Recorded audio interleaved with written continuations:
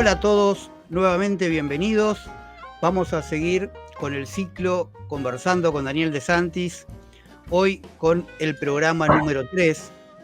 Habíamos visto en los dos primeros, básicamente, la historia más contundente del PRT, y habíamos llegado en el segundo hacia los finales de 1976 con la dictadura sangrienta ya instalada en el país, en Argentina. Así que, y ya con el ciclo, de alguna manera, lo podemos decir hoy, en cierta crisis del PRT, porque bueno, se había producido el asesinato de Santucho y una parte importante de los cuadros dirigentes. Así que, hola Daniel, ¿cómo estás? Bienvenido otra vez. ¿Qué tal, Guido? Bien, bien. Estamos acá preparados para el tercer encuentro, que ahora nos toca hablar una parte más fea. Pero bueno. La parte más fea, es cierto. Bueno, no nos demoremos más en la parte más fea, a ver si rápidamente podemos llegar a una parte más linda. Así que te dejo. ¿Cómo sigue hacia los finales del año 76? Bueno, habíamos visto que habían salido al exterior Luis Mattini, que estaba a cargo de la Secretaría General, y Enrique Gorriarán Merlo. Bueno, hablaron con varios compañeros, con los compañeros cubanos, pero en general cuando Gorriarán decide volver él, pese a que era mucho más conocido y mucho más fácil de identificar por el enemigo, Gorriarán decide volver porque no lo ve convencido a Mattini de tomar las drásticas medidas de repliegue que era necesario tomar, porque primero lo había planteado Santucho el 9 de junio del 76 en el editorial Con Fuerza hacia las Masas, en algún otro editorial posterior, se volvió a insistir sobre esto más o menos en septiembre, y es ahí cuando salen estos dos compañeros que mencioné y vuelven y Gorriarán con la idea sí de hacer un repliegue más profundo. Mattini no estaba muy convencido. Yo creo que había contado, bueno, la cuento ahora la anécdota, porque no sé si la conté, que, bueno, viene Gorriarán, él se va reuniendo con los distintos compañeros. Sí, yo me citó, habrá sido en enero del 77, y ahí me planteó esto del repliegue de la organización, que iban a salir un contingente de compañeros. Bueno, no me contó todo, yo cuento todo, él me contó la parte que íbamos a hacer nosotros, porque nosotros hacíamos las cosas compartimentadas, que iban a salir compañeros para las tareas superestructurales en el exterior, es decir, las relaciones políticas en el exterior, Manuel Gallero, Rodolfo Matarolo, Aldo Comoto, bueno, que eran compañeros que, bueno, por distintos motivos tenían mucha capacidad para realizar estas actividades. Y además iba a salir un contingente, los dirigentes, el buró político completo, y dos grupos, un grupo de cuadros más políticos para hacer una escuela política entre nosotros, porque no había en ese momento quien nos diera la escuela, como un seminario, y sí otro grupo para hacer una escuela militar. Viene el pelado, Gorriarán, y plantea estas cuestiones. Un contingente de cuadros políticos que iba a salir y un contingente de cuadros militares. No había quien diera el curso militar, no había quien diera el curso político. Bueno, el curso político era más fácil porque lo podíamos hacer entre nosotros, que lo empezamos a hacer primero en Italia y después nos fuimos a España. En ese momento, en abril, Nosotros llegamos a Italia en febrero. Ahí Del nos fuimos 77. del año 77, el grupo de militantes políticos. Llegamos en febrero del 77, en el Trastevere, que es un barrio popular, pero que tiene su bohemia, digamos, porque está del otro lado del río. Tevere es el Tíber, que decimos acá, el nombre en italiano es Tevere. Y bueno, vivíamos ahí en una pensión, estábamos todos como en un campamento, porque éramos 5 varones y una mujer. Vivíamos todos en el mismo, en una sala grande. Pero comíamos en un restaurante boliche que había, pero lindo. Bueno, y estudiábamos marxismo. Ahora, ¿por qué? Perdón, ¿por qué en ese momento sentían la necesidad de estudiar? Si ya venían de militar, y en el amplio sentido del término, desde hacía mucho. Que era una forma de parar un poco, de enfriar la cabeza. No era por el conocimiento en sí, sino porque decimos, bueno, paremos la moto, reflexionemos, enfriemos. Claro, entonces nosotros estábamos ahí en el Trastevere, en Roma, estudiábamos marxismo, pero el objetivo principal, como te decía, era enfriar la cabeza, estar 5 meses en el exterior y volver con otra cabeza y, bueno, con planes para reinsertarnos en la Argentina. Ahora, perdón, ustedes eran 6, pero todo el resto del PRT, de la militancia de base, ¿qué pasó? Estaba en la Argentina. El resto del partido seguía funcionando. La estructura nacional del PRT seguía funcionando con la dirección afuera, que como dije, que salió el resto del buró político, habían salido Gorrearán y Mattini, eligen otros 3, salen esos 3 del buró político, y los cuadros para las relaciones internacionales también, sí.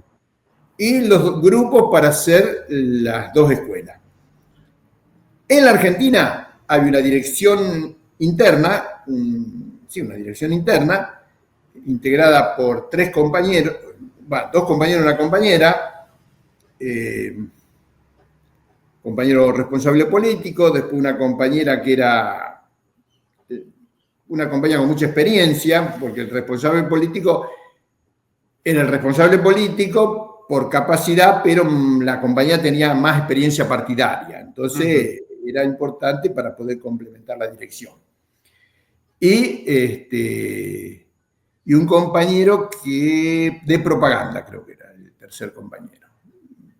Y algunos que no se... La represión estaba en su momento de auge. Estaba con todo, sí. Pero el partido seguía funcionando. Nosotros hacíamos las reuniones semanales, las reuniones de dirección, bueno, todo. El partido funcionaba. Más, yo no sé si conté esta anécdota, pero es muy importante. Cuando estaba esperando que me hicieran el documento para salir, estaba cerca del Palomar, acá en el Gran Buenos Aires, y viene el responsable de la zona norte-oeste de la regional norte-oeste. Viene el compañero de la zona norte, creo que era, de esta regional. Y nos pusimos a hablar de la situación política y me plantea todo como si estuviéramos en el 75. O sea, de toda la política repliegue, que ya la explicamos en la sesión anterior, el compañero parecía no había casado nada, no había entendido nada. Yo no le quise discutir, pues dije, por no se queda, yo me voy, que yo. Y ahí después con el tiempo me di cuenta que la culpa es contrarrevolucionaria, la culpa no sirve para nada. Y como veremos después, vamos a ver, muchos explotaron la política de la culpa porque vos estás vivo, entonces tenés culpa y no podés opinar. Pero lo que pasa es que los que dicen eso también están vivos, nunca lo tienen en cuenta, que ellos también están vivos, pero la culpa la tenés vos porque no sé por qué. Después volvemos sobre esto. Bien. El enemigo tiene muchas barajas en el mazo, muchas barajas, y saca todas. Bien. En abril se realiza la reunión del comité ejecutivo en Roma. Pero nosotros ya nos habíamos ido para España, porque España era más barato que Italia. Sí, porque tuvimos que viajar en avión con otro compañero que estábamos en la escuela. Era el comité ejecutivo, pero se invitó a los miembros del comité central que estábamos allá, porque el comité ejecutivo era muy poco y así todo nos habremos reunido entre miembros e invitados 15 compañeros más o menos, una reunión que duró 10 días en el Vaticano se hizo, en la Vía Crescencio, en Italia, en Roma. El Vaticano está dentro de Roma, digamos. Es un barrio de Roma. Uh-huh. Con alguna importancia, ¿viste? No es... Bueno, 10 días de reunión. Yo ahora no me acuerdo todos los detalles, pero sí me acuerdo de cosas relevantes, como esto del repliegue. Entonces, cuando yo había estado responsable en Rosario, dejé todo con la línea de repliegue, ordenado con el repliegue, militando pero con el repliegue. Cuando el compañero a cargo del partido en la Argentina da el informe termina así: el partido está formado esperando la orden de combate.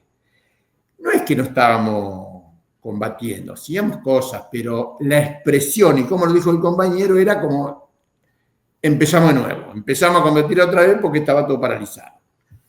Yo le pregunté, después de eso le pregunté cómo estaba Rosario. No, Rosario estaba todo paralizado, dice, no pasaba nada, pues ya. Yo le digo a mi responsable en el buró político, Leopoldo, le digo que, bueno, yo iba a plantear eso ahí en la reunión. No, si no planteé que esto lo arreglamos en el buró político. Era medio chanta para hablar Leopoldo. Y bueno, no lo planteé, pero después, con el tiempo, me di cuenta que la posición de este compañero responsable de la zona oeste, que había discutido cuando estaba esperando el documento, no era una posición de él. Había un sector de la dirección del partido que no había aceptado la política del repliegue, encabezada por Luis Martínez, el secretario general. Ajá. Es por eso que Gorriarán, que como estaba con Mattini en estos meses del 76, decide volver él, porque Gorriarán no estaba convencido con esa política. Y ahí en el comité ejecutivo se volvió a discutir, pero la parte esta más aguda se discutió en el buró político con el comité interior. Los compañeros vuelven a la Argentina. Creo que hubo una reunión de los responsables de las distintas zonas, que el enemigo le llamó reunión del comité ejecutivo, porque en realidad fueron 2 miembros del buró político a Brasil, dieron el informe de esta reunión en Brasil, con los responsables de las regionales y las tareas, vuelven a la Argentina y a partir de los primeros días de mayo, del 5 de mayo, empiezan las caídas. Y es una seguidilla de caídas que no se va a detener hasta junio, julio del 77. Un mes, mayo y los primeros de junio, incluso están los informes de Campo de Mayo, como los secuestrados que entraron a Campo de Mayo en mayo, junio y julio del 75 tienen se incrementa el número de ingresos considerablemente, todos compañeros del partido. Ahí, mayo, junio, julio, cae la estructura nacional del PRT. Del 77 estamos hablando, ¿no? Del 77. Todo eso dicen Montechingolo, que fue el del PRT. ¿No? Incluso, La caída de Santucho obviamente que fue un golpe terrible, pero alguien me ha dicho, y uno de los déficits de Santucho que no preparó una dirección alternativa. ¿Viste? La gente habla por hablar, porque cae Santucho y el partido siguió funcionando íntegramente. Cuando Gorrearán está volviendo, a fin del 76, enero del 77, había hecho una lista de los principales cuadros para sacar. Habían caído todos cuando llega. Habían caído 4 o 5 cuadros, habían caído Leandro Fote, el Piqui Pujol, Eduardo Mervilá, bueno, y el Pasto Seco, el compañero de la compañía de Monte, y algún otro más. Leandro Fote, no sé, sí, lo nombré. Es que seguían cayendo los cuadros. Bueno, y después, para terminar de contestar esto, de los 9 principales cuadros, el PRT perdió 8. De los 100 principales cuadros, casi 80. Casi el 80% de los 100 principales cuadros y el 60% de la militancia. Entonces, decir que una de las limitaciones de déficit Santucho fue no haber preparado una dirección alternativa, es un disparate total que no conoce la historia del partido. Teníamos cuadros para tirar para arriba, pero bueno, nos mataron a todos. Entonces, en la reunión decía, se terminó esto, no sé cómo no se saldó en el buró político, no se saldó, porque después vamos a ver que esto no se saldó, esta diferencia en la situación que estaba. Bueno, dije, volvieron los compañeros, iniciaron las caídas y cae la estructura nacional del partido. Entonces, ahí la situación se complicó, nosotros seguimos en la escuela, esperando directivas, estábamos en España, los compañeros del grupo militar estaban también en España esperando algún curso en Argelia o en algún otro lugar. Me acuerdo bien porque hicimos un partido de fútbol, los políticos contra los militares. Ellos eran un poquito más, porque Gorrearán jugó del lado nuestro porque éramos menos nosotros. Había una cosa que en el PRT siempre hubo muy buenos jugadores de fútbol. Eduardo Mervilá, jugadorazo. El Leopoldo también. Y bueno, había muchos muy buenos jugadores. Hay una anécdota en la cárcel cuando le ganamos a los Montoneros y todo. No lo voy a contar. Lo vamos a dejar para otro día. No, viste, porque nosotros no éramos al revés. Nosotros no éramos los chicos de la clase media fino a revolucionario. El PRT fue siempre una organización más plebeya y más popular que Montonero, pero por la mierda. Nosotros éramos mucho más plebeyos y populares, más obreros, más proletarios, pero sin lugar a ninguna duda. Bueno, no, hay que contar la historia como son, porque si no, viste, parece que todas las flores son del peronismo. No fue así la historia. La historia es distinta. Bueno, pero bueno, se produce toda esta situación de incertidumbre y después la escuela en un momento se agota, la escuela pues ya mucho no tenía objetivo, entonces andábamos sin rumbo. Y la dirección le había encomendado a Mattini y a Leopoldo iniciar el retorno a país. Bueno, varias veces fracasa esto porque no hacían las tareas, Mattini no resolvía las tareas para retornar a los compañeros a cuentagota, y en su reemplazo, Mattini con Leopoldo proponen ingresar un contingente de compañeros para hacer agitación el 24 de marzo de 78 para mostrar la presencia del partido en la Argentina. Un manotazo de ahogado bueno, igual que lo que venían haciendo, no aceptar la derrota, entonces vamos perdiendo por poco, vamos empatando, qué sé yo, y bueno, vamos a agitar para mostrar el PRT, pero eran todas ideas de un tipo quebrado. Luis Mattini estaba quebrado. Pero claro, no lo iba a aceptar nunca. Bueno, en un momento se hacen... Ahora, perdón, me resulta extraño entender estar quebrado, pero no aceptar la derrota. Yo supondría que al estar quebrado sería ya estaría, digamos, totalmente perdido. Bueno, por eso explícame esa aparente contradicción. Bueno, esto es una cuestión de interpretación mía, ¿no es cierto? ¿Por qué? Una forma de encubrir la quebradura era mostrarse optimista por fuera de la realidad. Si vos estás en tus cabales, decís, bueno, como Gorrearán dice, me hicieron pelota, tenemos que replegar. Es al revés, porque todo el mundo cree que fue al revés. Le dije, no. El que quería replegar era Gorrearán y el que no quería era Mattini, por este motivo. Gorrearán no lo dijo, y no lo escribió ahí en las memorias, pero era así, además conversando con él. Bien. Se hacen dos reuniones del Comité Central,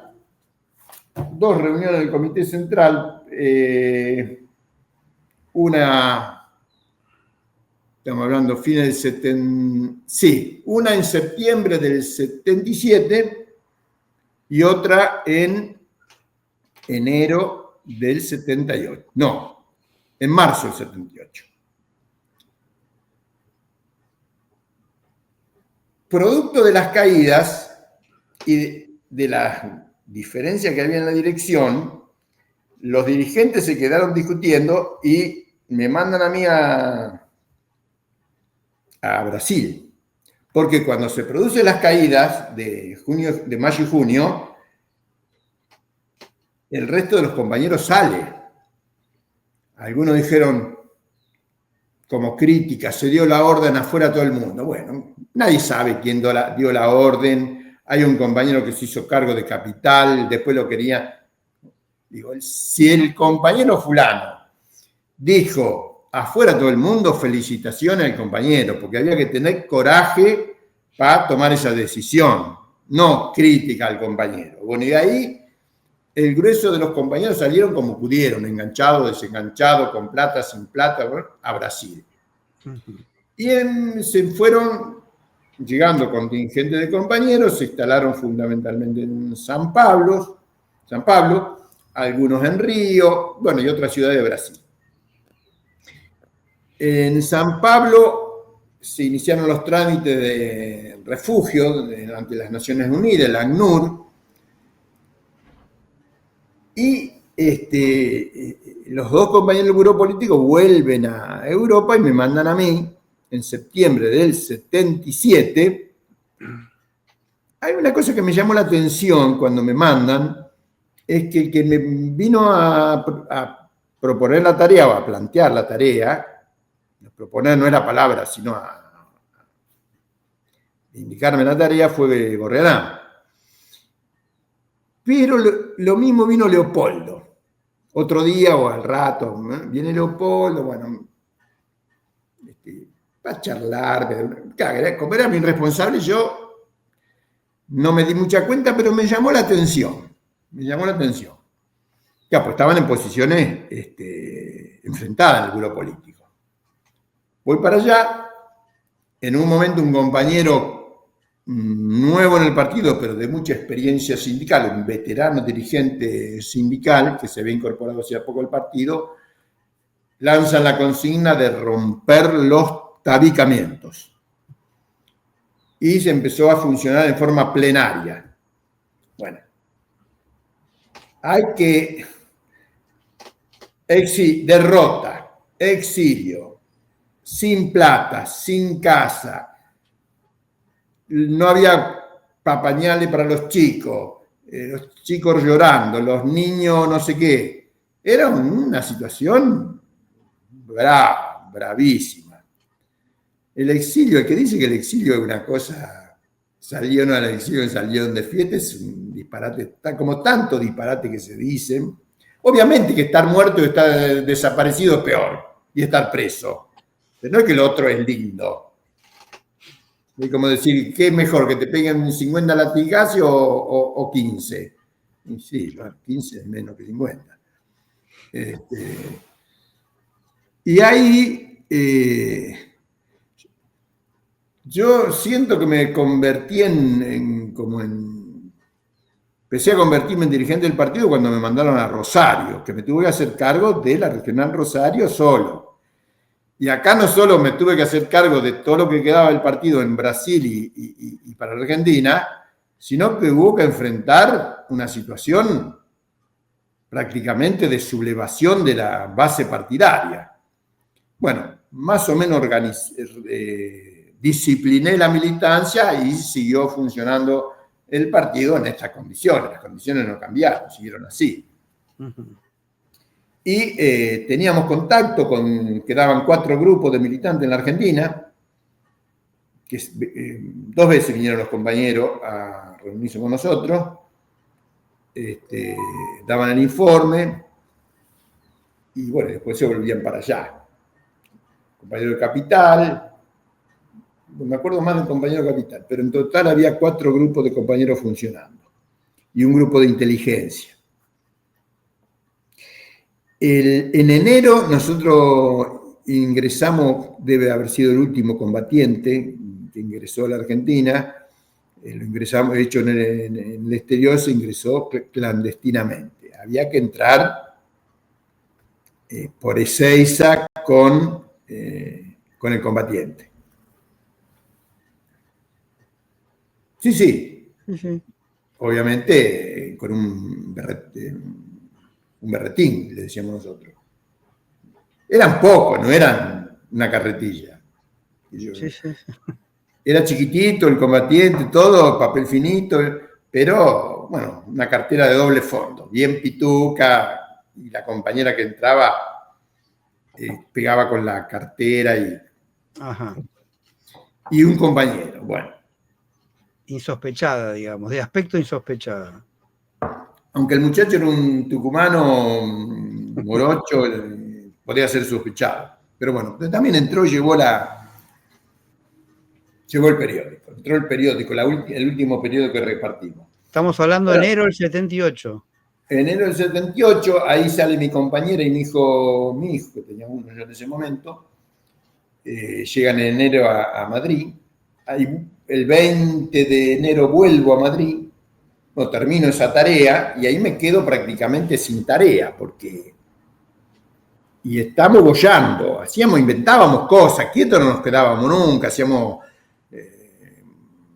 colecta de solidaridad, volantear, bueno, siempre hacíamos algo, nos vinculábamos con los compañeros comunistas de España. Yo fui a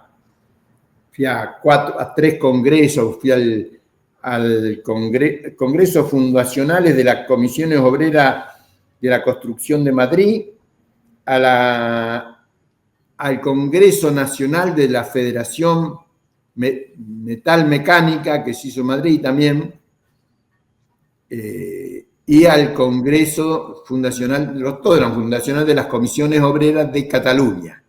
Era interesante, había discusión política, pero bueno, hacíamos siempre. Después yo fui a un congreso de las Naciones Unidas, de la OIT, perdón, que se hacía en Ginebra, Suiza. También ahí compartimos con la delegación argentina. Era pintoresca la delegación nuestra, pues estaba la delegación oficial, que eran los dirigentes sindicales de los sindicatos de Argentina, y estábamos todos los que empezábamos a ser exiliados.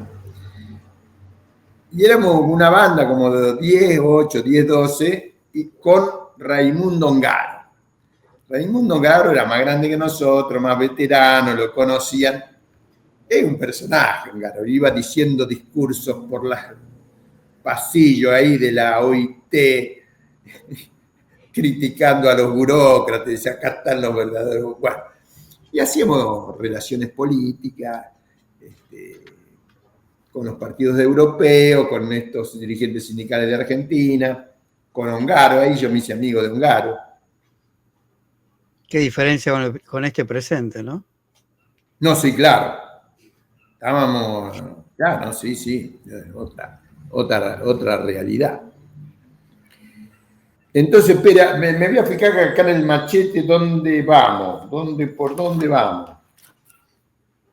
Bien. Entonces, esto es importante antes de irnos para Cuba. En las dos reuniones del Comité Central, la de septiembre y la de marzo, antes de las dos reuniones, Leopoldo, que era mi responsable, me hizo dos preguntas capciosas, pero claro, capciosas me di cuenta después. Primero me preguntó si la derrota había sido solamente de la vanguardia o del conjunto del movimiento revolucionario. Le digo, que fue del conjunto del movimiento revolucionario, hicieron pelota todo. ¿Quién te va a discutir a vos, dirigente de masa? Porque era medio así, chato. Y, viste, zafó. No me dijo por qué me hacía esa pregunta, ni cuál era su posición. Y en marzo me pregunta si yo estaba de acuerdo con la lucha armada.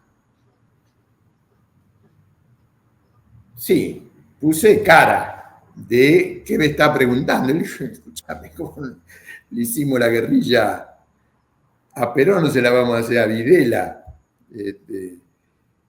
Y tampoco no me dijo nada. Y ahí yo me fui, cuando volví en enero, me fui a recorrer Europa a todos los... Porque una parte de los exiliados, una parte de los más cuadros, digamos, el partido le pagó pasajes para que fueran a Italia. Entre cuadros, digamos, y algunos familiares de ellos, unos 40 compañeros. Que ahí nosotros teníamos una compañera de documentación. Vino la compañera, le hizo los documentos, los pasaportes falsos y viajaron. Pero después de la reunión del Comité Central, no había más plata para que viaje la compañera a hacer los documentos para el otro contingente. Entonces, la compañera me hizo un curso acelerado de documentación y bueno, el resto de los documentos, 20 pasaportes los hice yo. No agarraron a nadie, así que o no querían, o no estaban tan mal o no querían agarrar a nadie. Yo creo que las dos cosas se conjugaron ahí. Cuando estaba en un departamento que lo alquilé unos pocos días porque ya me volvía, haciendo los documentos, esto era enero. Yo, el minuto que tenía era que era un turista, así que todos los días me iba a la playa. Me iba a la mañana a la playa y después de comer me ponía a hacer las actividades. Y en la playa, me había puesto a charlar con una chica y me ve el que me había alquilado el hotel. Y no sé qué me dice, que yo, de la chica, garota. Bueno, voy para el hotel que estaba ahí en Copacabana, a 2 cuadras de la playa. Río de Janeiro, Copacabana, 3:30 de la tarde, yo tenía la mesa como acá, toda desplegada, tintero, tinta verde, tinta negra, papel secante, sello, no sé cuánto, todo pila de pasaporte.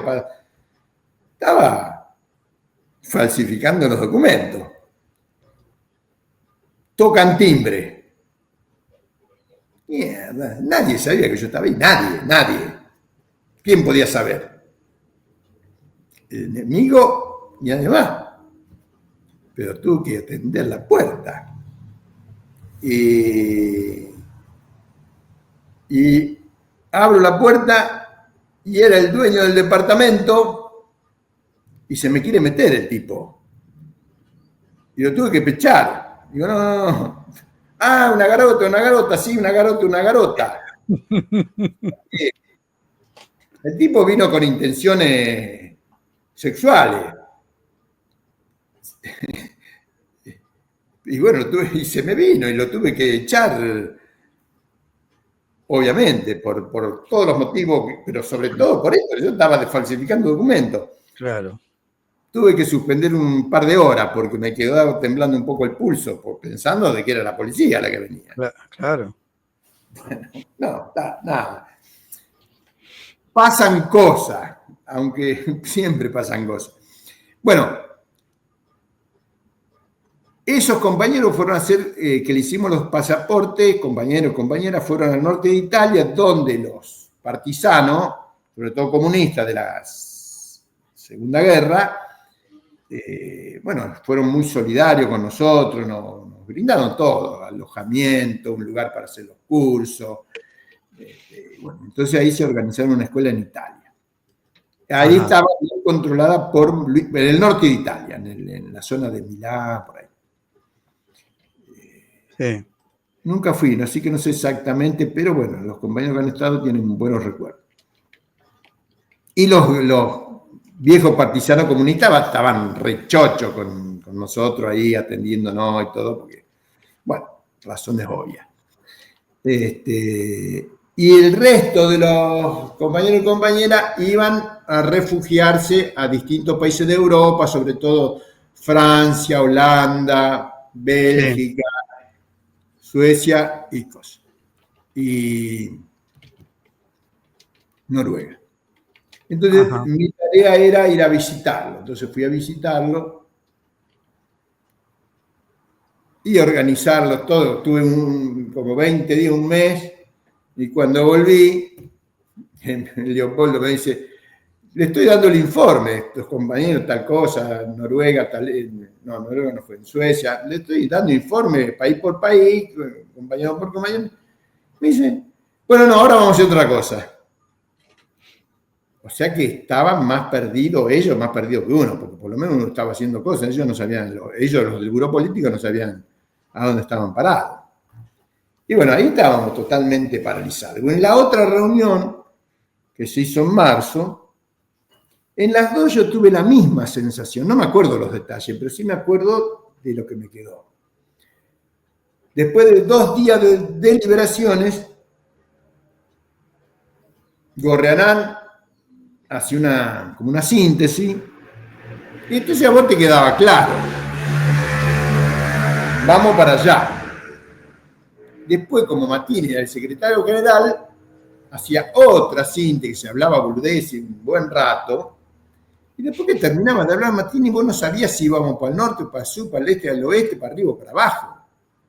Era la nada misma.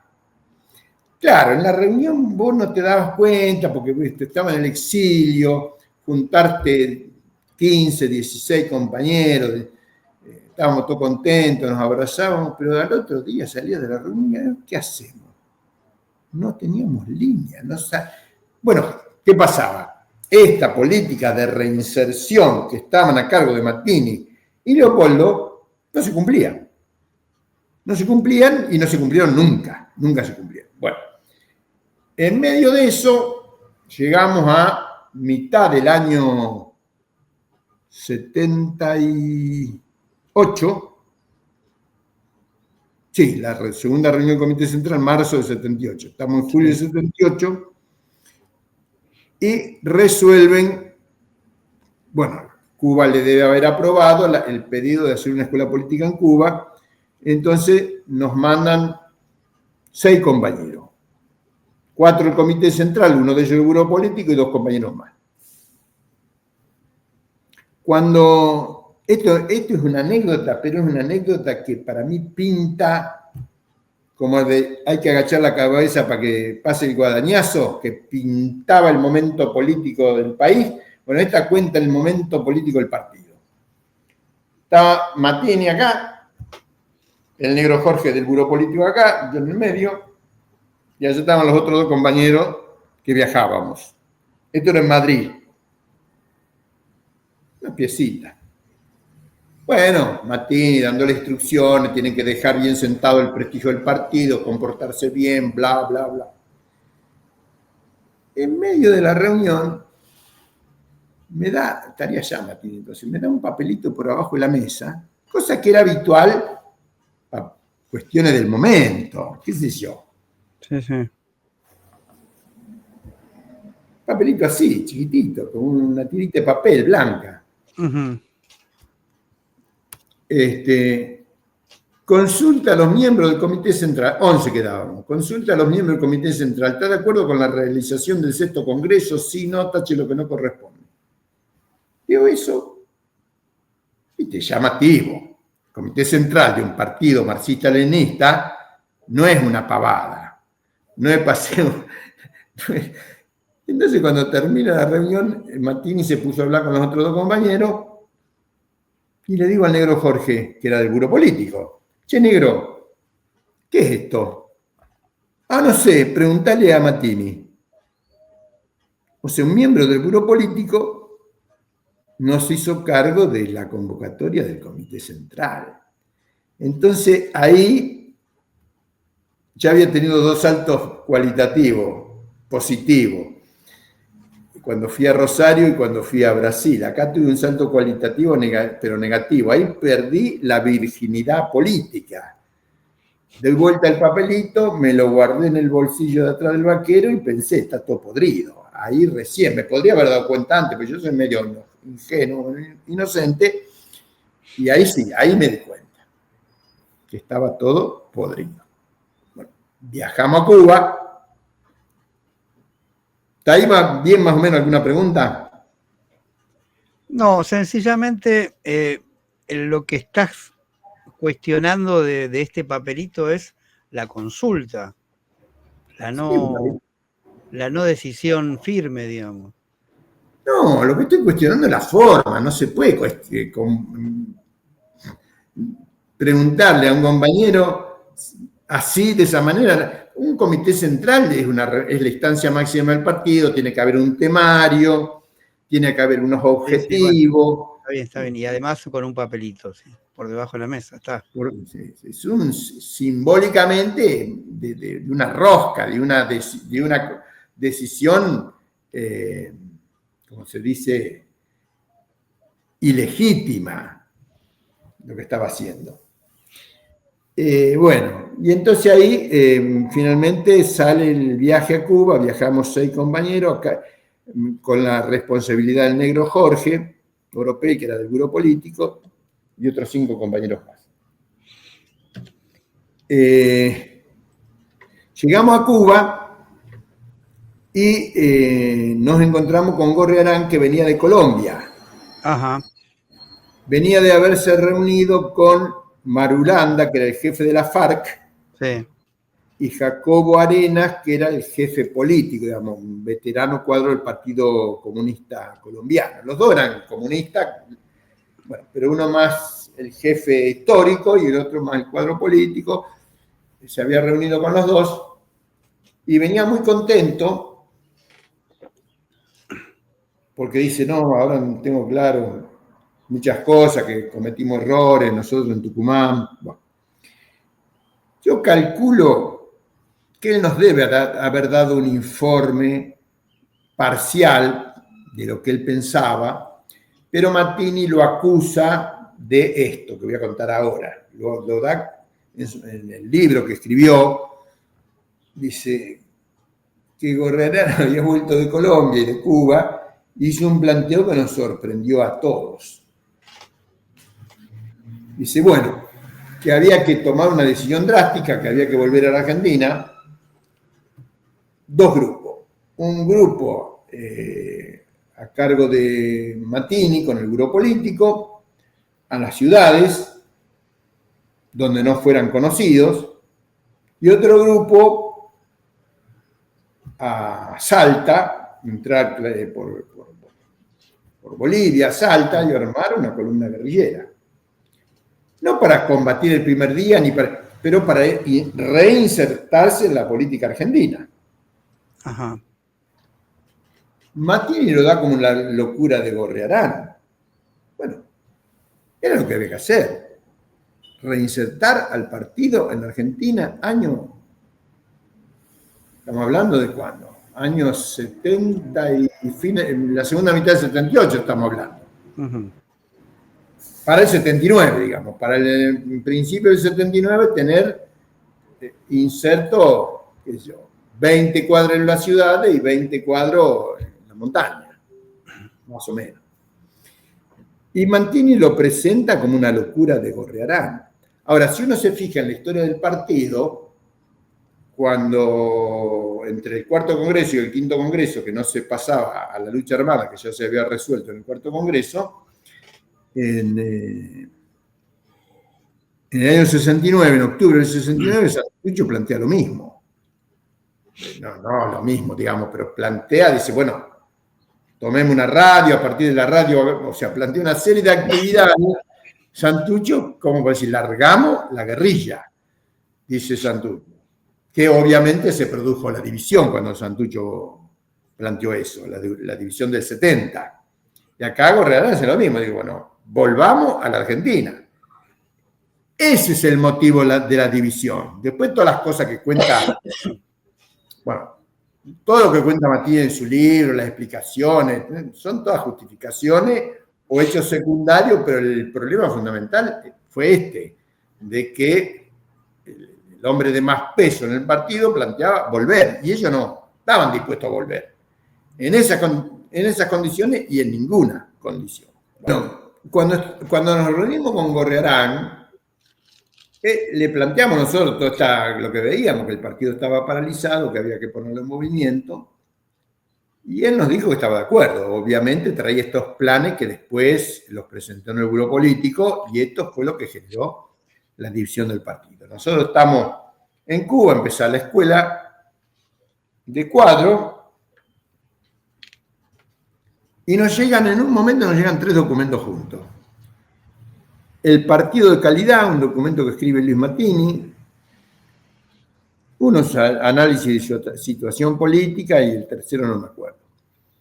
Que por separado cada documento no nos hubiese dicho mucho, pero al llegar los 3 juntos, sobre todo el de Mattini, que el partido de calidad, que era como un refrito del qué hacer. Entonces nosotros nos preguntábamos, nosotros qué hacer lo sabíamos mejor que Lenin. Es una forma de decir, lo habíamos estudiado 20 veces, lo habíamos aplicado, teníamos claro qué hacer. ¿Y para qué decía toda esa, andale qué hacer, que es mucho mejor? Entonces hablaba que había que construir un partido de calidad. Entonces después van a reconocer que ellos desde antes del Comité Ejecutivo de Abril se habían lanzado a la tarea de renovar la línea del partido. Entonces, para eso había que hacer un comité central, pero no sabían cómo convocarlo porque estaban en minoría. Había que hacer un congreso, pero no sabían cómo convocarlo porque el que lo tenía que convocar era el comité central, pues estaban en minoría. Entonces, por eso hacían estas maniobras ilegales dentro de la legalidad partidaria.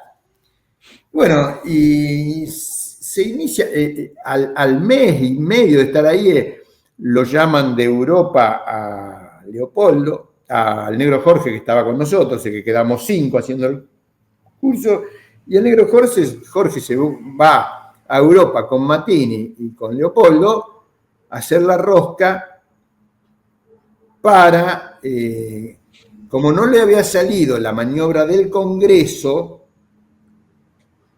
que no podían convocar el Congreso, por eso no le habíamos dado pelota,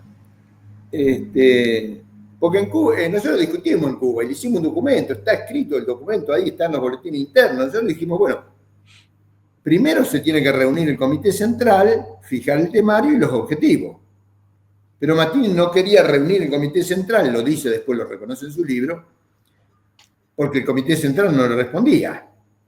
Pero lanzan la campaña que la mayoría del Comité Central éramos la fracción y ellos, la minoría del Comité Central, era el partido. No lo inventó Milei esto de las fake news y las campañas. ¿Por qué? Porque en el partido decir fracción era 1 milímetro antes que traición. Es decir, los traidores, los fraccionalistas o los traidores eran más o menos lo mismo. Pero fraccionalista era más fácil de explicar, traidor era más difícil. Entonces, nosotros éramos la peste bubónica, el SIDA y el HIV, todo junto. Sí. Entonces se armó una reacción del partido. No tanto, pero bueno. Vuelve Gorriarán, dio todo esto, ahí preparan una nueva maniobra ante el fracaso del Congreso y que la cosa ya no se podía dilatar más.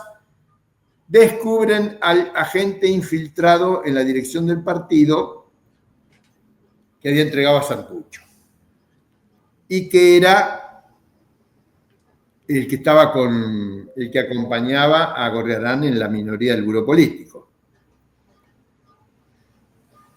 Entonces, bueno, esto le informan a los cubanos lo apoyan y finalmente le dicen a Gorriarán que ellos van a proceder, lo van a detener a su aliado y le piden un renunciamiento revolucionario, patriótico y todo, y Gorriarán le dice que sí, y lo primero que hace es va y le dice al otro, dice, mirá, vámonos, porque nos hacen cagar esto. Y han todo preparado para levantarlo al otro. Y bueno, y se van estaban en España y se van y se refugian en Francia, porque ahí había compañeros que eran cercanos a ellos. Gorriarán también. Gorriarán el que le dice al otro compañero de que lo quieren levantar. Y bueno, pero a partir de esto, Gorriarán pasa a ser enemigo. Le avisa al traidor, le avisa de que lo van a levantar. Al supuesto.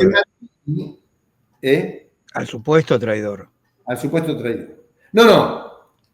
Al entregado, pues, Gorriarán pasaba a ser un traidor, al informarle al supuesto traidor. Sí. Al supuesto entregador de Santucho. Sí, claro. Sí. Y Mattini en su libro dice que ahí empezó la crisis. Que ahí eso fue el final de la crisis. La crisis empezó 2 años antes, como reconocen, cuando empezaron. Yo le voy a leer, no mucho. Tenía lo que decían ellos en ese momento. En los boletines internos, dice. Uh-huh. Esto es lo que decían Mattini y su gente.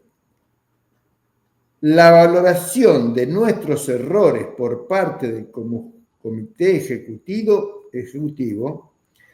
el de abril, aquel de abril que se hizo en Roma, ha quedado amplia.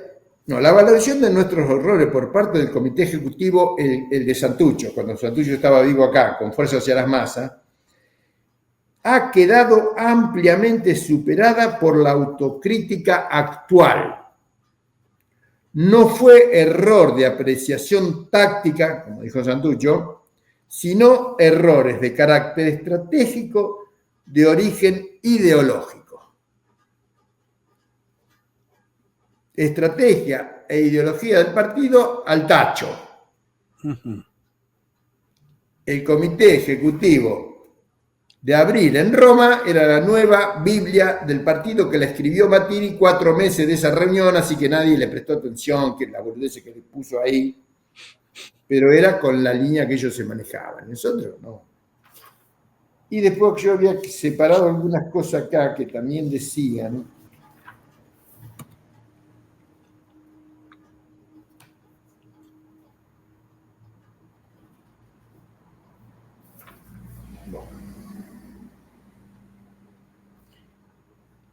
Bueno, dice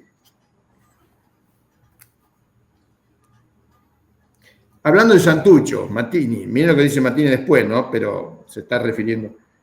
Pero aún en esta sencilla minuta, este Santucho, o sea, el marxista-leninista, porque dice que había 2 Santuchos, el marxista-leninista y el demócrata revolucionario. Aún en esta sencilla minuta, este Santucho convive con el otro, el demócrata revolucionario, con sus prejuicios políticos que lo llevan a no entender la política ni siquiera a nivel de política sindical. Eso dice Mattini de Santucho. Wow. Bueno, después.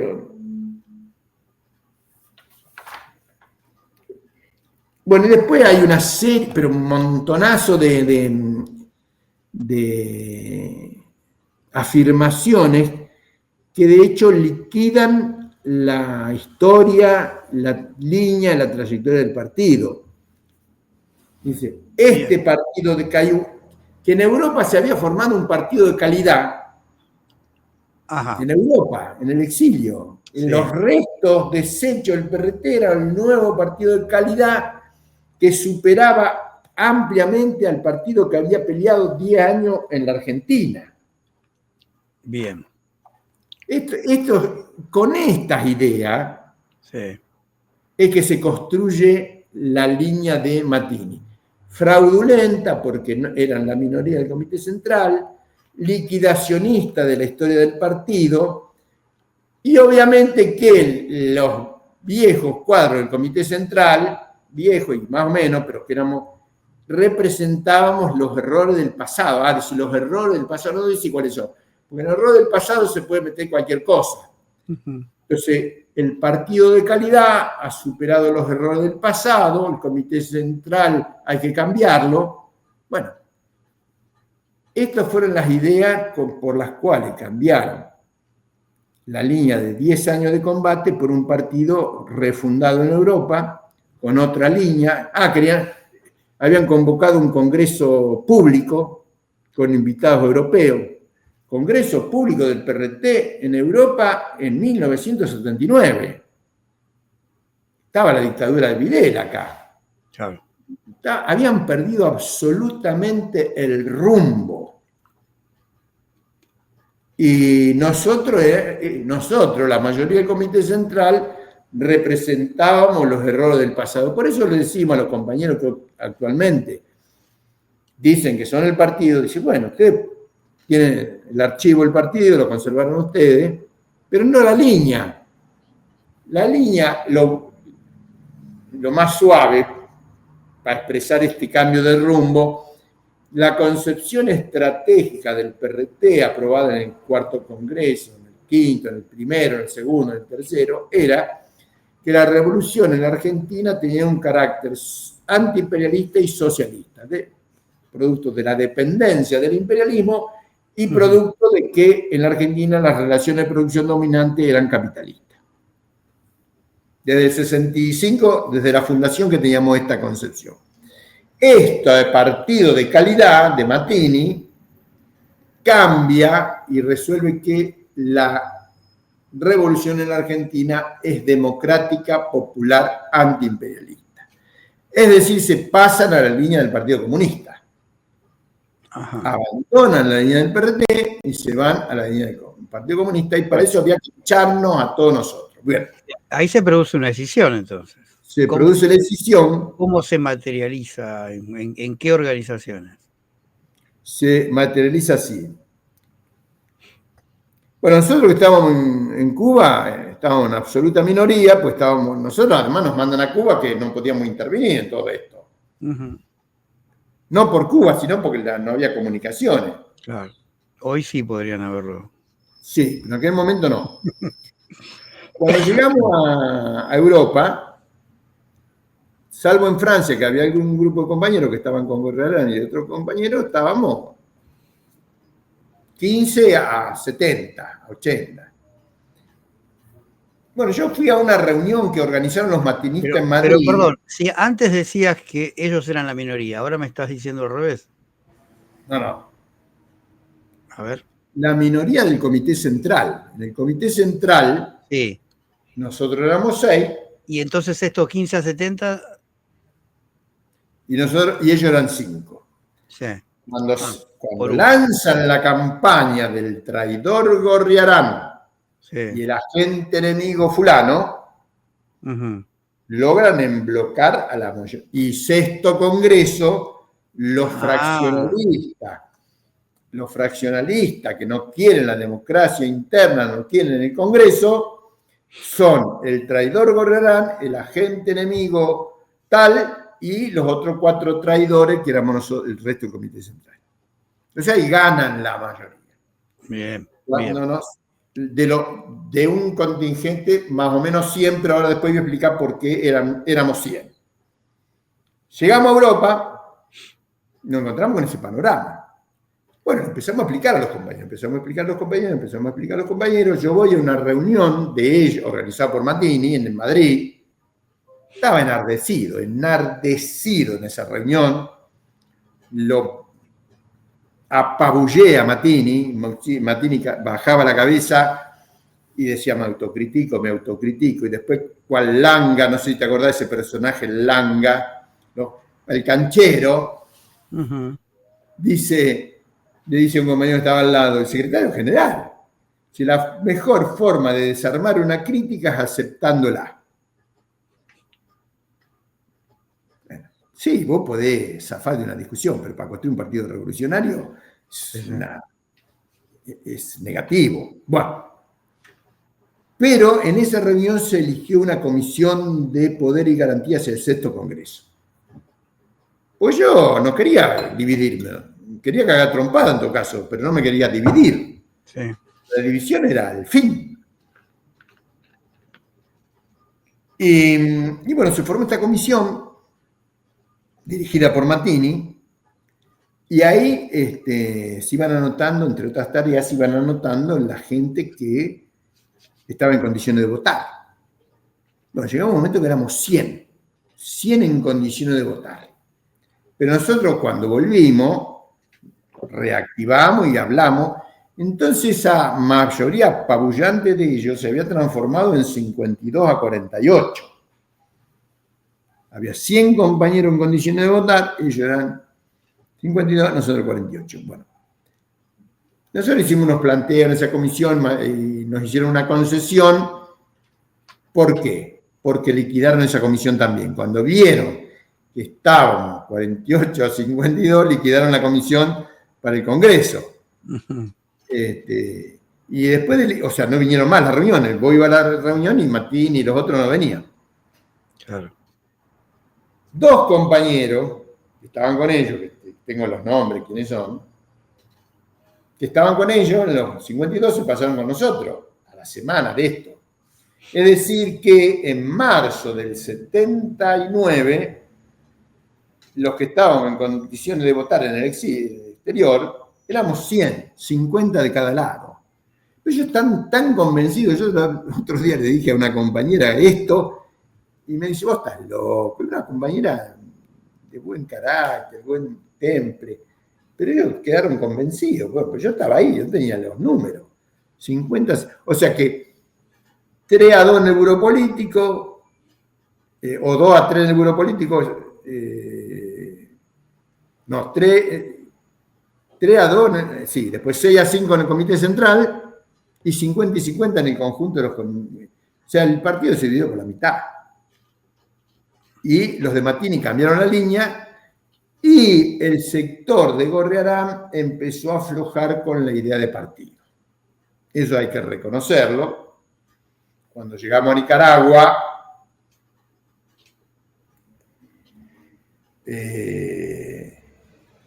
se empezó a hablar de movimiento, pensando más en el movimiento 26 de julio, en el movimiento sandinista.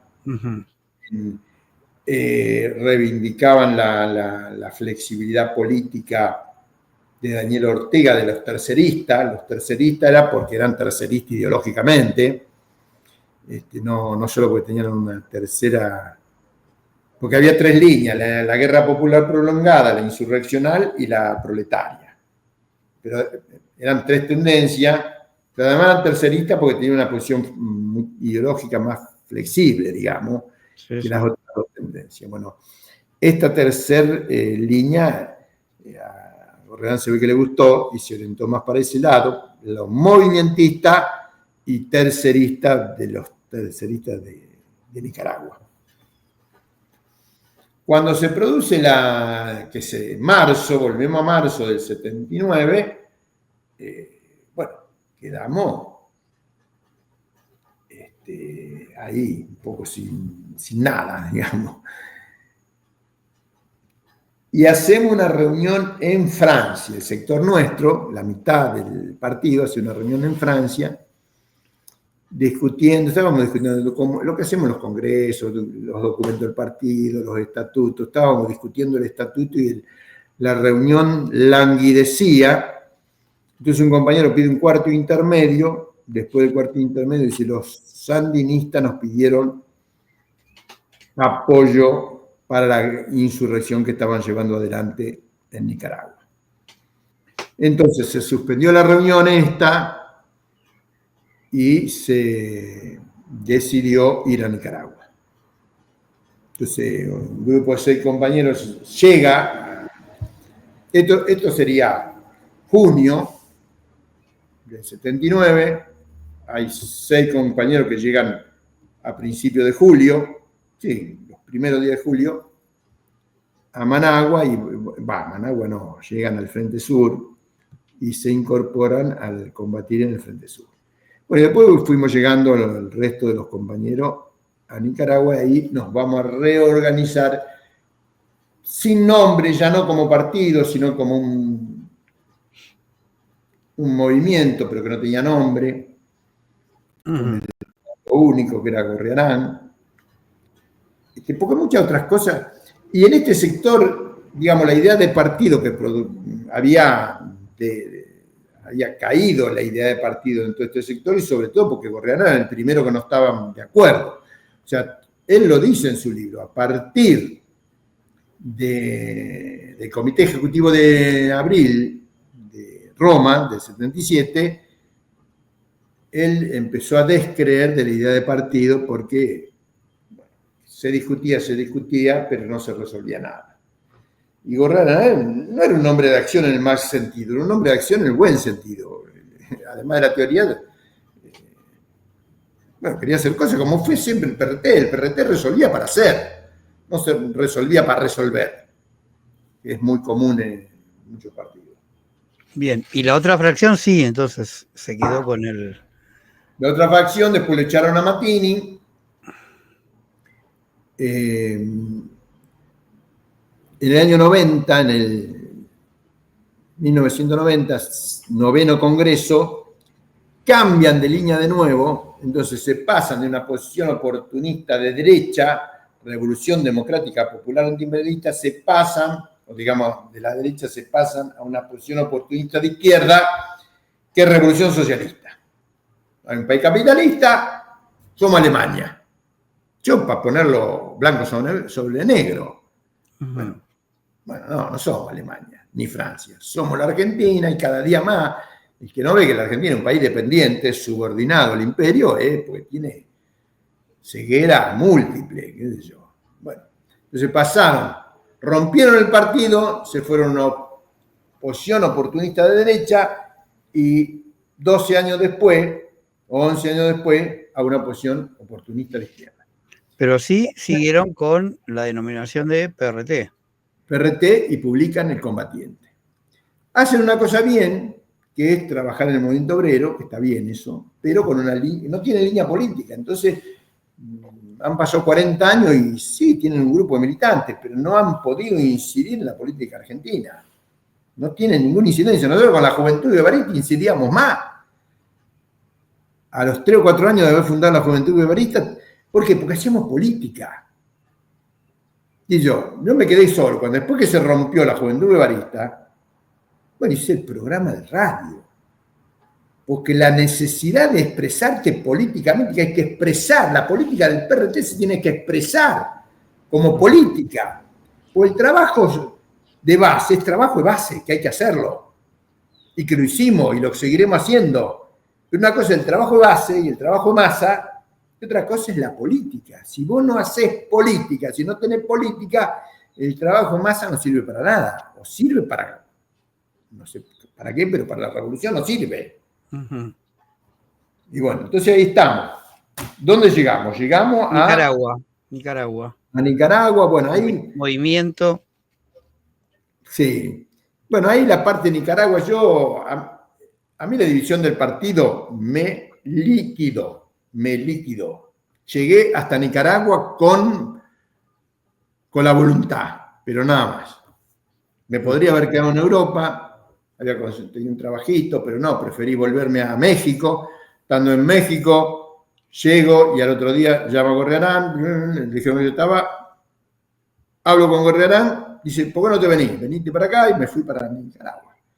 pero en muy malas condiciones anímicas y demás. Pero me fui a Nicaragua, o sea, pasé mi quebradura de voluntad en Nicaragua, haciendo cosas siempre haciendo cosas que solemos hacer nosotros, los militantes del PRT. Bien, ¿y cuánto tiempo estuviste en Nicaragua? Y en Nicaragua estuvimos desde septiembre del 79 hasta el 13 de diciembre del 83. Ajá. Sí. Después de las elecciones, volví a la Argentina, me fui a Chivilcoy. Sí, tu lugar. Me vino... Tu lugar de origen. Sí, yo soy de allá. Me vino a ver un militante del Partido Intransigente para que me incorporara. Se ve que algo le habrían dicho. Ajá. Que una de las consignas del PRT era reorganizarse en el Partido Intransigente. Y yo más o menos sabía eso, pero no me dio, no me incorporé. Lo que sí le di una mano, le digo... Una de las consignas del PRT de los que habían quedado afuera, digamos.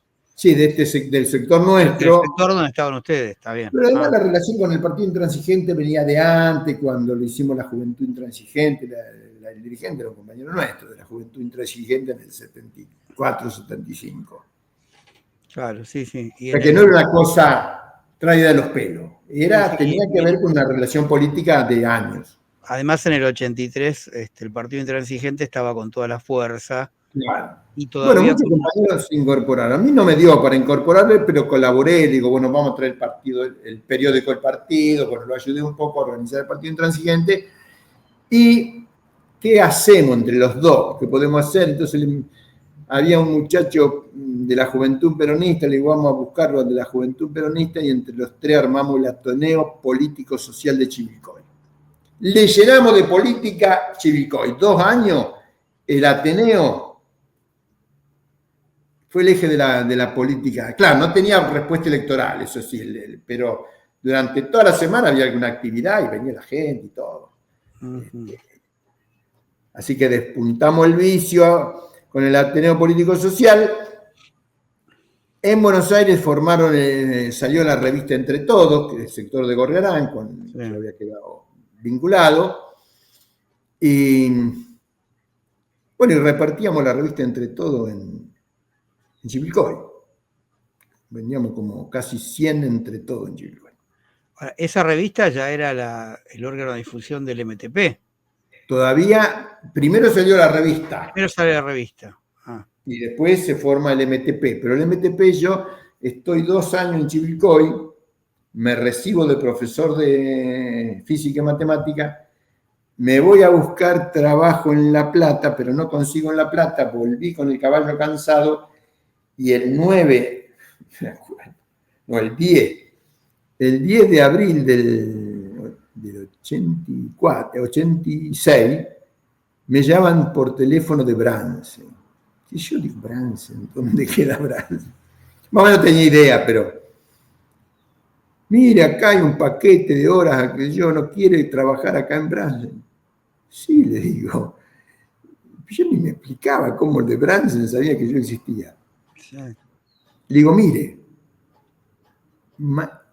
mañana tengo una cosa que hacer, pero puedo ir el 12 de abril.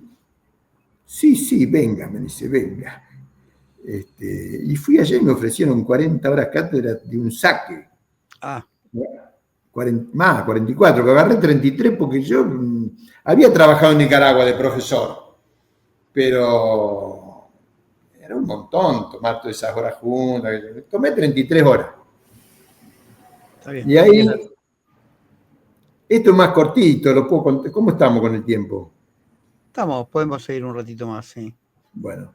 Estamos bien. Ahí me vinculé con la gente, claro, al ser docente me vinculo con el Sindicato Docente de La Plata, uh-huh, que se llamaba Asociación Docente Unificadora, cuya dirigente venía del trotskismo, y la segunda, que era otro cuadro, venía del Partido Comunista, eran las dos dirigentes más importantes del ADU. Bueno, yo iba ahí a las reuniones y llevaba los volantes y los materiales los llevaba a la escuela. Repartía, qué sé yo. Entonces me iban conociendo. Hay anécdotas que sirven a veces. Esta es medio autorreferencial, pero bueno, ¿qué va a ser? Hacía poquito que estaba, en Bransen de profesor, vino una huelga en el año 86.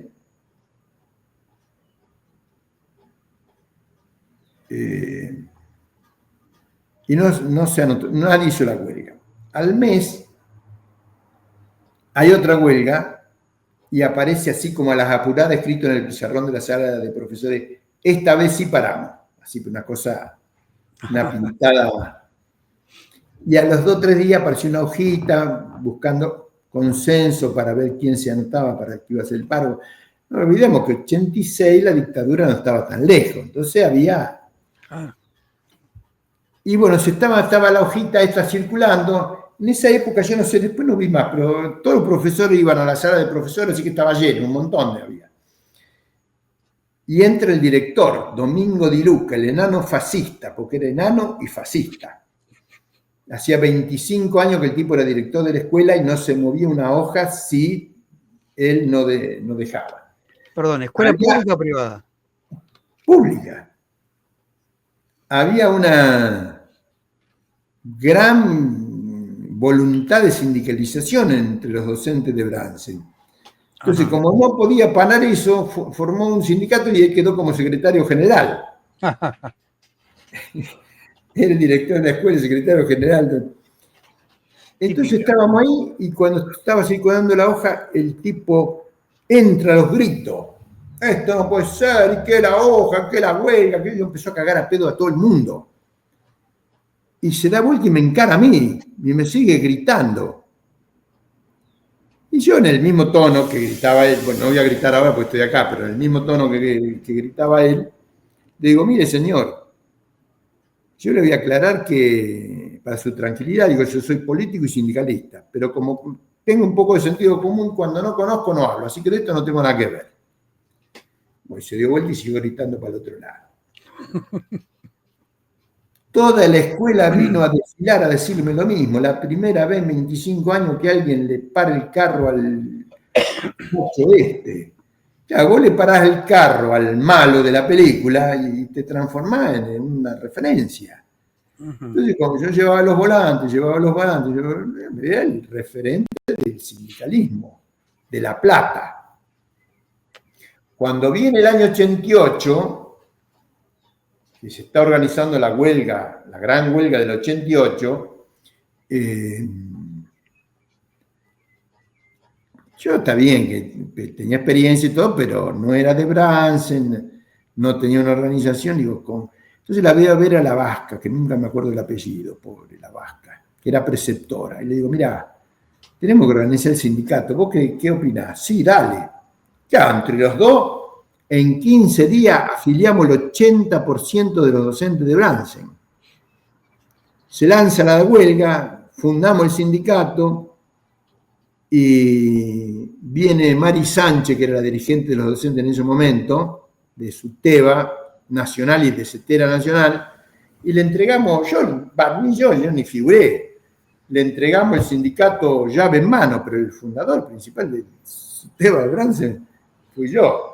Y le entregamos y como me salieron horas en La Plata, me fui a La Plata. Se le entregué el sindicato a Mari Sánchez y me fui. En la historia, como siempre, en la historia que cuentan los peronistas, los guevaristas no figuramos, pero en las actas está mi firma. En la primera acta de los grupos está mi firma. Así que fundamos el sindicato SUTEBA de Bransen. Los peronistas, porque en el caso, con el izquierdista pasa lo mismo. Llego a un gran acto que había en La Plata, porque ya estaba empezando la huelga, Y le digo a las dos dirigentes, vengo de terminar de fundar el sindicato. En lugar de decirme, bueno, ahora anuncié acá, bueno, y el anuncio le hicieran ellos, no vaya a ser cosa que yo ganara algún... Ajá. Entonces, bueno, entonces la trotskista informó de que se había formado el Subteva en Brance. Y ahí empecé a militar en el Subteva de La Plata. Pero, ¿qué pasó en el Subteva de La Plata? Hicimos toda la huelga de 88. Esa huelga algún día va a haber que contarla. Hay algunos estudios, por lo menos de La Plata. Fue una huelga extraordinaria. Yo creo que debe haber sido una de las mayores huelgas nacionales de la historia argentina. 45 días duró. Como yo era nuevo, no tenía escuela, en realidad sí tenía escuela, pero por la huelga estaban cerradas y yo no conocía a nadie, entonces no había nada en esa escuela que yo estaba. Me elegí una escuela primaria en el barrio de una de las escuelas que yo iba a trabajar después. Y era extraordinario ver la evolución de la conciencia de las maestras. Decían, yo no sabía nada, esto es un mundo nuevo. Es como que se le iban cayendo los velos de la explotación, de todas las cosas que hablamos nosotros siempre. Fue muy concientizadora esa huelga y de mucha amplia participación. Las movilizaciones solo de La Plata eran actos de 4.000, 5.000, 6.000, hasta 10.000, 2.000.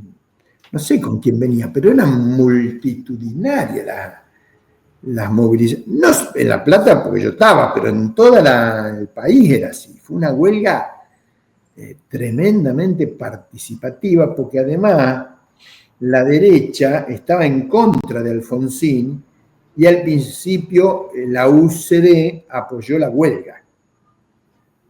Entonces hubo un consenso muy grande para la huelga. Después de 40 días de huelga, que había pasado muchas cosas, porque una huelga tan prolongada y tan grande, pasan cosas. El gobierno plantea la conciliación obligatoria.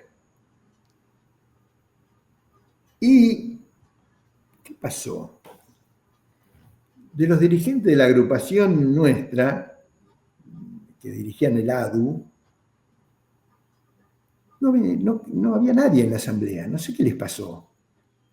Después dijeron, no, yo fui al baño, no, a mí me llamó, no sé, por algún motivo no estuvieron en el momento. Había venido Hugo Yasky, que ya era el secretario general de la provincia, y nadie lo enfrentó.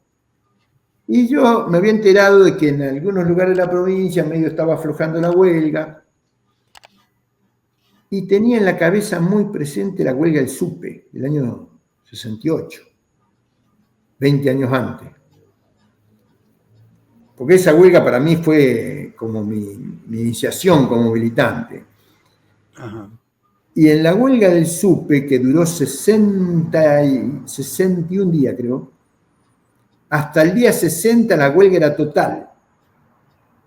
Y el día 61 pusieron en marcha el cracking catalítico, que era el fósforo ese que se ve cuando uno va a La Plata, o sea, la chimenea del... Sí, la chimenea que se ve de lejos, sí, que está prendida. Y bueno, cuando los obreros vieron que estaba prendido el fósforo, entraron como manada de ovejas. Y eso me quedó muy presente a mí. Yo digo, a ver si todavía estos signos de debilidad que hay, no vaya a ser cosa que se levante sola la huelga. Una huelga, porque además por la experiencia propulsora nosotros también avanzábamos y retrocedíamos, pero retrocedíamos dirigiendo nosotros. Si había que tomar una medida para retroceder, no se la dejábamos al enemigo, la planteábamos nosotros, pero seguíamos siendo la dirección de la huelga. Entonces digo, entonces con estas dos cosas en la cabeza yo planteé que había que acatar la conciliación obligatoria. Bueno, no solo por mí, o sea, probó esto. Pero de los de ADU no habló ninguno. Después me querían linchar a mí. Y estaba en una reunión donde nos estaban linchando ideológicamente y me llamaban por teléfono. Y me amenazaron de que me iban a reventar. Esto eran unos militantes del Partido Comunista que nunca hicieron. Pero no, los partidos comunistas son buena gente, pero siempre era algún pelotudo, ¿viste? Era un pelotudo que era militante del Partido Comunista.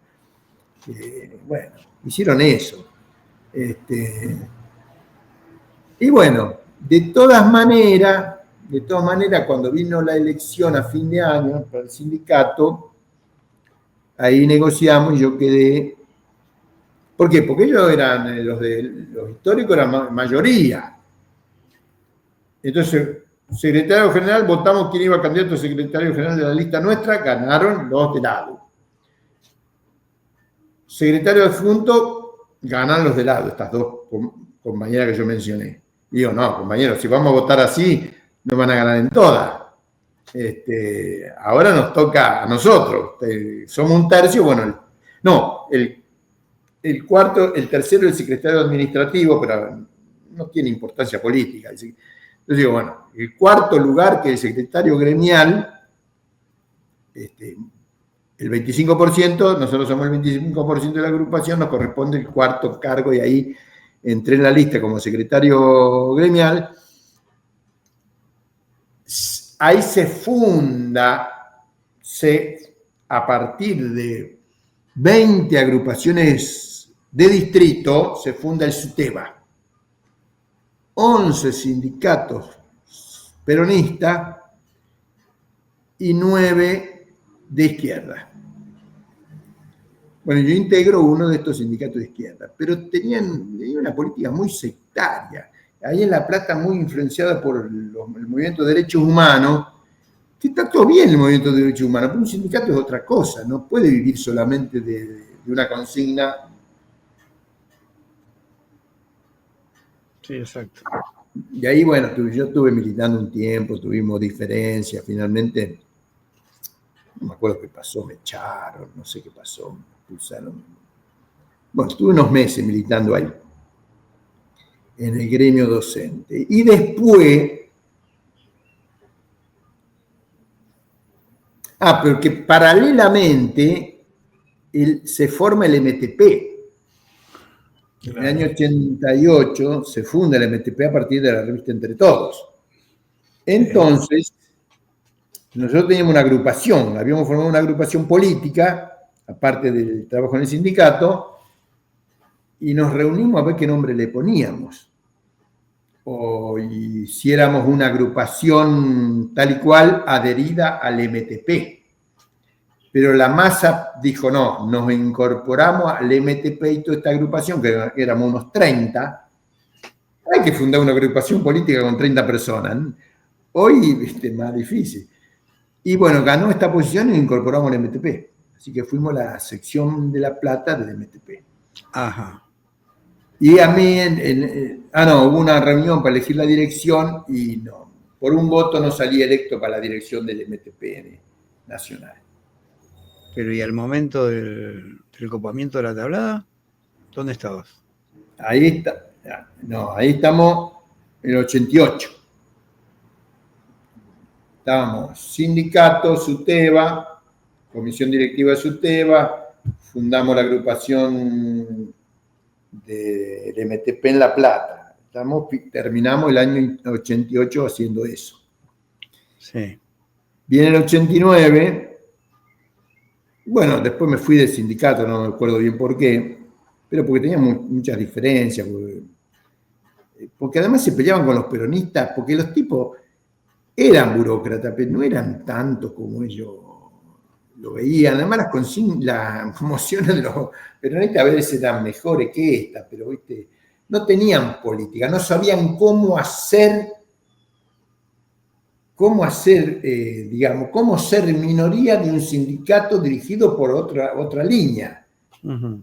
Ellos habían nacido siendo un sindicato que se dirigía a sí mismo en La Plata, pero ahora formaban parte de un sindicato mayor Claro. Y no tenían política para eso. Y yo les decía, bueno, tengamos política para esto, pero ellos no querían. Ellos querían ser jefe de no sé qué, porque no eran jefes de no sé qué. Bueno, y creo que finalmente, jugaron a la intervención, ahora me estoy acordando. Como no tenían política, prefirieron hacer quilombo, hacer cosa de pelearse con el sindicato provincial para que le intervinieran el sindicato y le intervinieran el sindicato. Así fue que nos quedamos sin sindicato.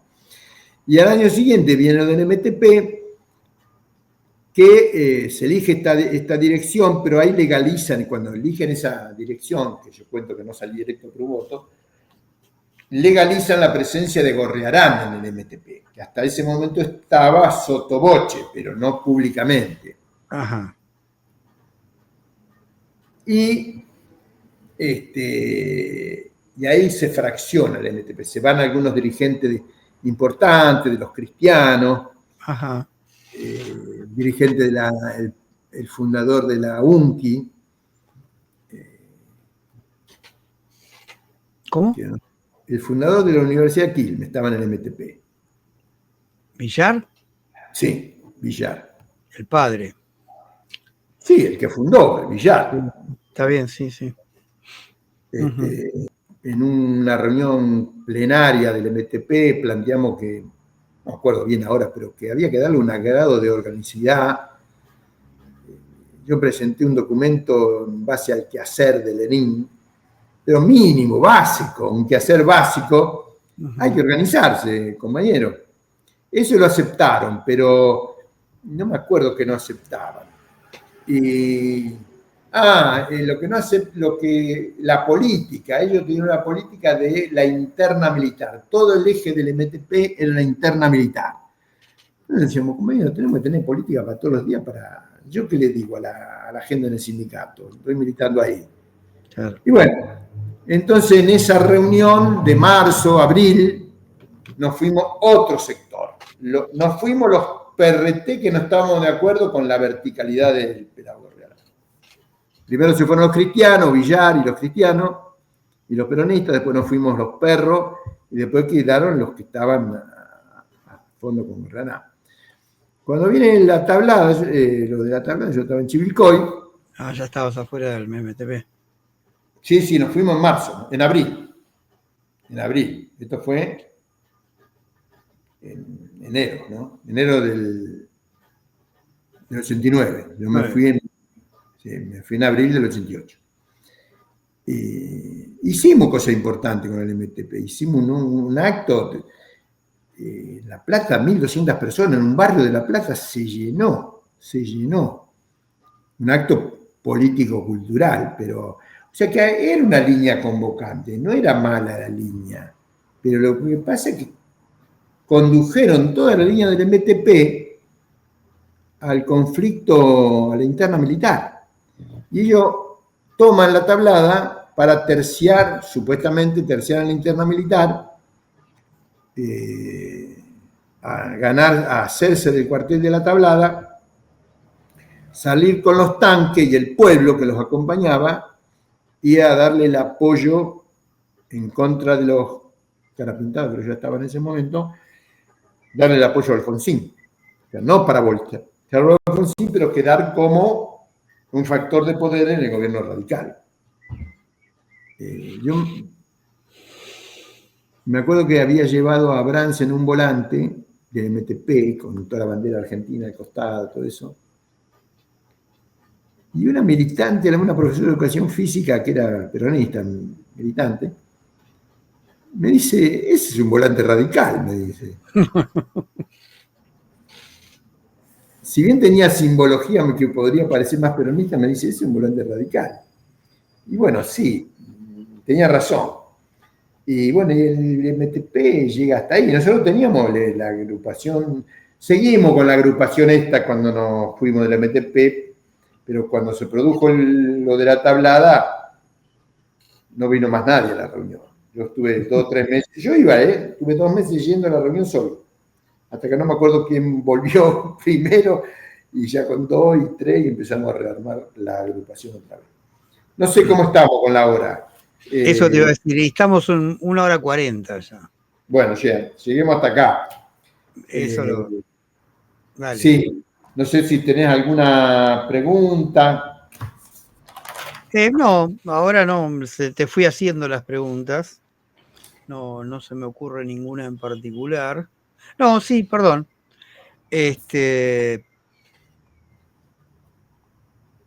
Uno lo puede deducir, pero es como que en toda tu trayectoria, una vez que volviste, que te fuiste a Nicaragua y volviste a la Argentina, como que más solamente nombraste ahora los que éramos PRT en el MTP,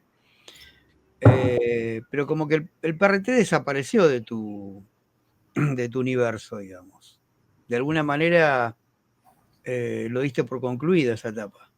No, para nada. Yo todo lo que hacía lo hacía con la referencia del PRT. Daba charlas hablando del PRT. Porque hacía muchas cosas. Yo conté algunas cosas. Hacíamos Sí, charlas sí. políticas todo el tiempo. En esto de agrupación. La agrupación nuestra era una agrupación pro PRT. Lo que sí es verdad, que el hecho de no tener la organización, en medio se me habían aflojado un poco las ideas y estaba medio properonista. Tenía una visión de un PRT medio properonista. Que eso se me va a ir, porque bueno, y yo, no sé, 10 minutos hago un resumen muy breve, por lo menos para llegar al 2003 de la cátedra Che Guevara, que para entrar con un tema gordo. Ahora, ¿querés hacer Sí, ahora el resumen? Así, sí, 5 o 10 minutos. dale, para la próxima empezamos con la cátedra.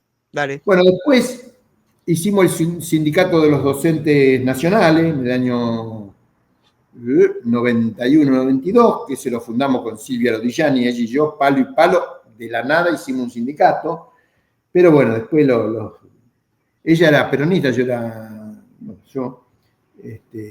pero después el sindicato, al desaparecer los colegios nacionales, desapareció el sindicato. También tuve participación en unas huelgas nacionales, justamente cuando querían transferir, cuando quisieron y transfirieron los colegios nacionales y normales a la provincia. Bueno, ahí hubo una lucha que gente medio derecha, pero como me vieron activista, me pusieron al frente de la lucha, digamos. Así que dirigí toda la huelga de los colegios normales y nacionales de La Plata, en contra de Menem. A ver, ¿qué más hice en la militancia? Porque estamos diciendo algunas cositas. Bueno, cuando empecé, yo digo, tenemos que participar en elecciones, si no vamos a elecciones no jodemos a nadie.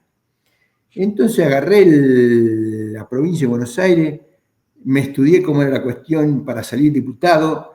Después de la tercera sección electoral, o sea, el sur del Gran Buenos Aires, la sección que menos votos necesita para ser diputado es la cuarta, a la cual pertenece Chivilcoy, y de la cual Chivilcoy es la segunda ciudad. Junín, Chivilcoy son las dos más grandes. Digo, bueno, si organizo el partido de Oscar Allende, no me acuerdo el nombre. El intransigente. Sí, pero tenía un frente, era un frente. En El los frente, 90. sí, 91. Ay. Ubaldini fue candidato por un sector del peronismo, Allende fue por esta coalición, no me acuerdo el nombre. Bueno, finalmente yo organicé con el compañero del PIA, organicé el frente de Allende, fui candidato a intendente, salí último, pero hice una experiencia bárbara, aprendí enseguida cómo es la cuestión electoral, porque es más fácil, o sea, una cosa de trabajo masa, pero después la parte superestructural de la cuestión electoral, vos la aprendés. Después vino el Frente Grande, nosotros, porque ¿cuál era la idea? Meternos bajo el paraguas de estos partidos para organizar nuestra agrupación. Y después, bueno, viene el Frente Grande, Pino Solana rompe con... Bueno, el Frente Grande, por ejemplo, bueno, voy a contar esto cortito y lo otro lo dejo, porque esto me interesa dejarlo muy claro, lo que voy a contar ahora. A ver. Viene el Frente Grande, que estaba Chacho Álvarez, era el dirigente más importante, y Pino Solana. Ujú. Chacho en la provincia, Pino en la capital. Bueno, yo estaba en La Plata, provincia de Buenos Aires, hay un plenario en el año 94, plenario provincial del Frente Grande, en la Facultad de Filosofía y Letras de la UBA, Puan. Había unas 400 personas en uno de esos salones salón más grande que hay. Sí. Lleno. Y eran todos peronistas y nosotros que éramos poquitos. Y estaban los cafieros, los que no sé, bueno, todo este sector, y ellos presentaban sus mociones. Primera moción, nos ganan 370 a 30. Segunda moción, debate, nos ganan 300 a 100. Tercer moción, nos ganan 250 a 150. Bueno, nos fuimos acercando. Cuando viene la cuarta moción, que es lo que quiero contar, o la tercera nos habían ganado, que ya 280 a 120, nos habían ganado por amplio margen, pero ya nos empezábamos a hacer notar en la reunión. Ujú. El tema del cupo femenino en las listas, que porque nadie se acuerda, pero que puso el cupo femenino en las listas, díganle a Milei, fue Carlos Saúl Menem para las elecciones del 95. Entonces, alguien hace la moción del cupo femenino, se arma el debate, todos los dirigentes del Frente Grande, todos los progresistas, todos los dirigentes progresistas en contra del cupo femenino, que era un tercio del cupo femenino. Y el único que estaba a favor era yo. Bueno, se armó el debate, y lo digo así, mandaban a las compañeras a hablar en contra del cupo femenino. Yo les decía, pero compañero, no, porque nosotros, los lugares, la lucha, que yo, bueno, sí, ya está. La jornada de 8 horas se peleó, y en un momento se legalizó. Haber legalizado la jornada de 8 horas no te convierte en un traidor. Bueno, lo mismo acá, hay que legalizar que las mujeres tienen que estar en la lista. Bueno, discutimos, pero fue una discusión furibunda. Las mujeres contra mí, las mujeres en contra. Vamos a la votación, empate. En realidad no habíamos empatado, pero como salió parejo, yo para tocarles el culo y darme el gusto. Digo, no, empate, que se cuente voto por voto. Y bueno, nos ganaron, ponele 210, 190. Pero bueno, fue jornada heroica defendiendo los intereses del cupo femenino de las mujeres. 20 años después, no, y esto me interesa contar, o 15 años después, el feminismo me tenía así un monumento. Una sobrina mía, yo no me lo dijo nunca así de frente, medio como rum que yo era machista. Hasta que un día le pregunté, ¿por qué vos decís que soy machista? Porque estuviste en contra del cupo femenino. Ella, militante peronista, ustedes fíjense lo hijaputés que hay en la política. Transformaron esa jornada heroica a favor, que me enfrenté con todo el mundo, yo solo contra el mundo, y le empaté la votación, pero 15 años después, como había que contar la historia al revés, me transformaron en el malo de la película. Y hasta mi sobrina, en vez de venirme a preguntar a mí cómo había sido, creyó más en la verticalidad peronista que en la fidelidad familiar. Es increíble. Claro, igual el feminismo de aquellos años era muy diferente al posterior, digamos. No, pero no, justamente. La transformación vino ahora, porque esto que me acusaba de feminismo fue 20 años después, ¿no? Cuando ocurrió. No, claro, sí. No, bueno, pero esto quiero contar y que quede documentado en algún lugar, porque parece que esto no existió. Y después te inventan historias. A nosotros del PRT no hay historia que no nos han contado. Hasta hace 15 años o 20 años, yo he dicho, menos puto, me han dicho de todo. Bueno, ahora me han dicho puto, No, también. travesti, La completaste. machista, Que la completaste ahora, digo, está bien. Sí, ahora completé, ahora no sé, me falta narcotraficante y torturador, pero a nosotros los militantes del PRT con tal de desprestigiarnos nos han dicho de todo, de todo. No, y también ahora la derecha dice, ¿qué dice de nosotros? Que nosotros éramos torturadores, que matábamos gente, que nos comíamos los chicos crudos. O sea que no hay calificativo que se han ahorrado para tratar de desprestigiarnos. Y bueno, acá estamos, vivito y coleando. Ladran Sancho, señal que cabalgamos. Sí, sí. Y sigo estando de acuerdo con el cupo femenino, pero una cosa, eso tiene que ser, y bueno, ahora está el 50 y 50, pero tiene que ser transitorio. ¿Por qué? Porque en algún momento, la capacidad se tiene que imponer. Y puede ser que sea el 70% mujeres y el 30% hombres. Exacto. Y probablemente... El cupo femenino tiene que ser solo para promover. Sí, pero a lo mejor lleva muchos años, porque una cosa que está tan arraigada, porque tenemos un siglo, ponele, no sé cuánto. Y probablemente dentro de unos años va a haber más mujeres capacitadas que hombres, porque el feminismo tiene una parte buena, no es todo malo, el feminismo tiene una parte buena. Hoy las mujeres están más chispas que los varones. Están más chispas que los varones. Hay que prestarle atención a eso. Es largo. Sí, pero yo lo veo eso. Yo lo veo. Sí, claramente. Porque todo el feminismo no es corporativo. El feminismo corporativo es una cosa. Sí. Pero hay los valores que siempre hemos sostenido. Bueno, nosotros siempre hemos sostenido la igualdad de derechos, de oportunidades, etcétera. Exacto, pero ciertas corrientes que son hoy dominantes no están por la igualdad. Ese es el problema. Pero las mujeres chispas, hay más mujeres chispas que varones. No, sin lugar a dudas.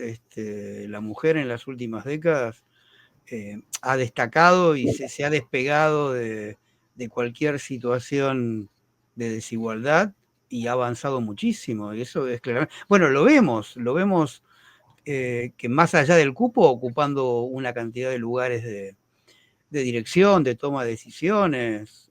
Bueno, eso fue no te gusta por la línea, que a mí tampoco me gusta por la línea, pero el cuadro más importante de la izquierda es Miriam Bregman. Para mí es una mujer capaz. Es una persona capaz. No me gusta su línea. Y no, Cristina, no me gusta su línea. No cabe duda que es una mujer capaz. Más al lado de los otros que tiene, la verdad.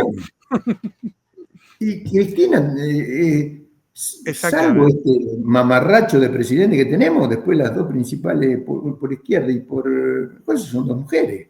Sí. Bueno. Es así, sí. Bueno, presidentas a nivel mundial en Occidente han aparecido muchas y con una capacidad de liderazgo impresionante. Bien, pero no nos vamos a extender ya más.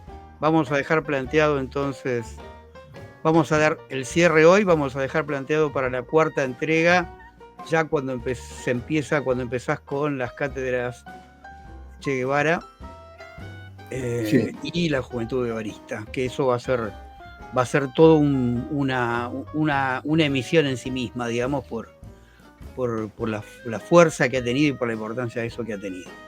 Perfecto. Por el día de hoy, te despido, Daniel, me despido de todos los que nos están viendo, nos van a ver. Muchísimas gracias, les vuelvo a pedir, no olviden de suscribirse a nuestro canal, de darlo a conocer, de difundirlo. La idea es que podamos crecer y podamos seguir abriendo debates y abriendo temas que en otros lados hoy los consideran perimidos o los consideran no adecuados porque son molestos. Así que adiós, Daniel, hasta la próxima, adiós a todos. Hasta la próxima, Guido y audiencia.